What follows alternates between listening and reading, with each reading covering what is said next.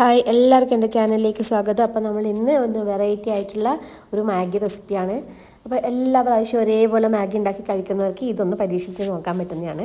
അപ്പോൾ ഒരു പാൻ എടുത്ത് അതിൽ ഞാൻ കുറച്ച് ഓയിൽ ഒഴിച്ചിട്ടുണ്ട്. ഇനി നമ്മൾ അതിലേക്ക് കുറച്ച് കടുകിട്ട് പൊട്ടിക്കുകയാണ്.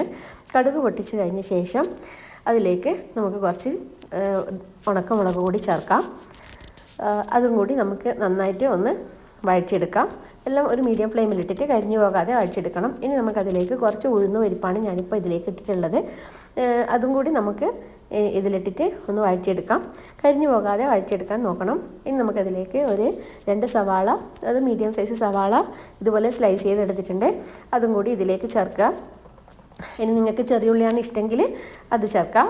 അപ്പോൾ എന്നിട്ട് നന്നായിട്ട് നമുക്കിതിനെ വഴറ്റിയെടുക്കാം. നന്നായിട്ടൊന്ന് വാടി വരുന്ന സമയത്ത് നമുക്കിതിലേക്ക് ഒരു 2-3 പച്ചമുളക് ഇതുപോലെ മുറിച്ചിട്ട് ചേർക്കാം. ഇത് വീണ്ടും നന്നായിട്ട് ഒന്ന് വഴറ്റിയെടുത്തിട്ട് ഇതെല്ലാം നന്നായിട്ട് മൂപ്പിച്ചെടുക്കുക.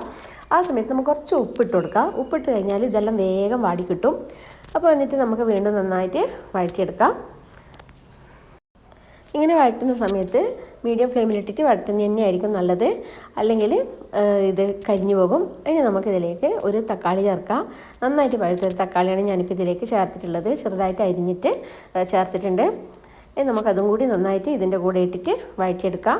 തക്കാളി നന്നായിട്ടൊന്ന് സോഫ്റ്റായിട്ട് വരണം. ഇനി ഈ സമയത്ത് നമുക്ക് കുറച്ച് ക്യാരറ്റ് ചേർക്കാം. ഞാനിപ്പം ചുവപ്പ് ക്യാരറ്റാണ് ഇതിൽ ചേർത്തിട്ടുള്ളത്.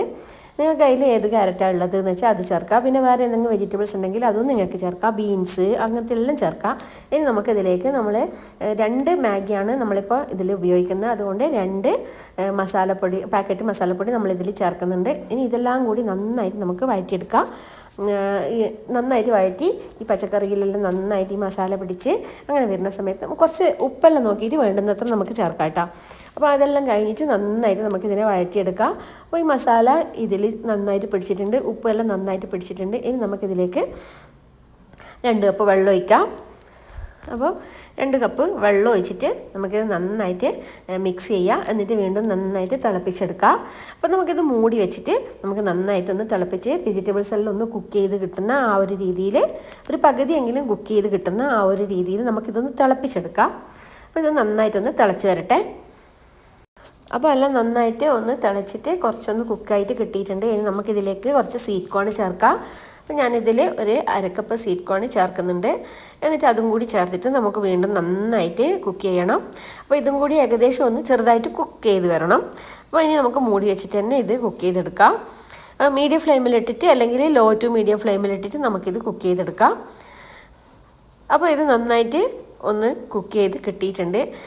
ഇനി നമുക്കിതിലേക്ക് 2 മാഗി ചേർക്കാം, നൂഡിൽസ് ചേർക്കാം. അപ്പോൾ അത് ചേർത്തിട്ട് നമുക്കിത് മൂടി വെച്ചിട്ട് കുറച്ച് സമയം കുക്ക് ചെയ്യുക. അപ്പോൾ ഇത് നന്നായിട്ട് സോഫ്റ്റ് ആയിട്ട് വരും. അപ്പോൾ അതിന് വേണ്ടിയിട്ടാണ് നമ്മളിപ്പോൾ മീഡിയം ഫ്ലെയിമിൽ തന്നെ ഇട്ടിട്ടാണ് കുക്ക് ചെയ്യുന്നത്. അപ്പോൾ ഇത് നന്നായിട്ട് ഒന്ന് സോഫ്റ്റായി വന്നിട്ടുണ്ട്. ഇനി നമുക്കിത് ഇങ്ങനെ പൊട്ടിച്ചിട്ട് ഇതിലേക്ക് ചേർക്കാം.